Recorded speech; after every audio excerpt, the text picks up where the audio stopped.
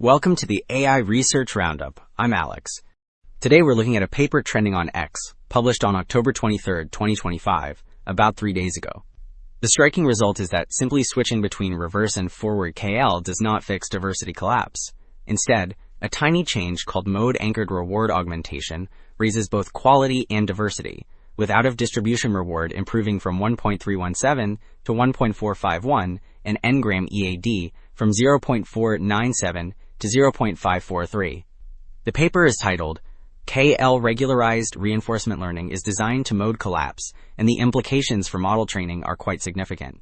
Beyond that, this paper shows diversity is mainly controlled by regularization strength, reward scale, and the reference policy, and it provides a simple algorithm that works across language and chemical models. Alright, the introduction set the stakes by arguing that diversity collapse stems from the objective itself.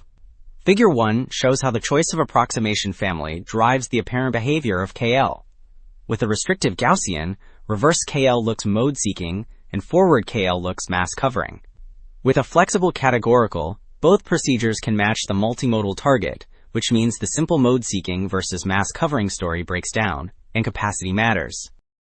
So, Figure 2 compared outcomes across reverse KL and forward KL under the same two peaked reward and a fixed reference policy. The full figure shows how changing beta shapes the final policy distribution.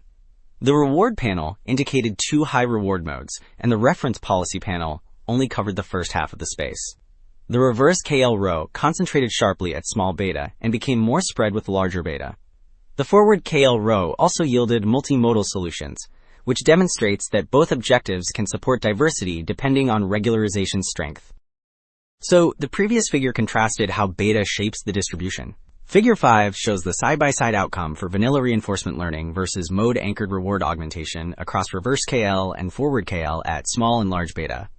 Vanilla reinforcement learning concentrates on the left, on support mode, regardless of KL direction. Mara instead assigns near uniform probability to both high reward modes while remaining close to the reference policy in low reward regions, which delivers diversity without sacrificing reward.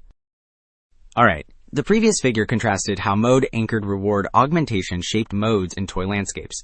Figure 6 reports outcomes on the verifiable 1 or 2 task.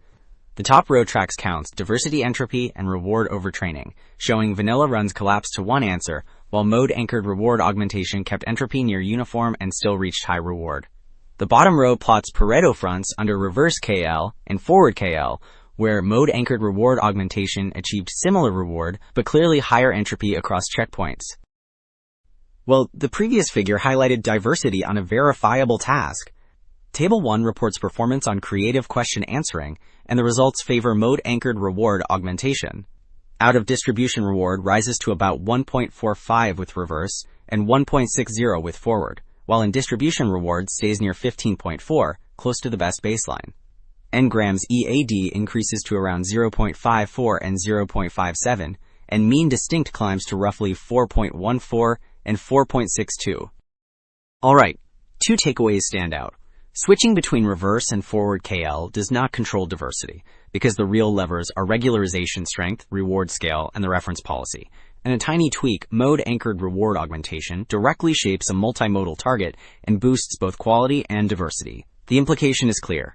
Design the target distribution you want, then optimize toward it. Thanks for listening. That is it for this episode of the AI Research Roundup. I am Alex. Thanks for listening.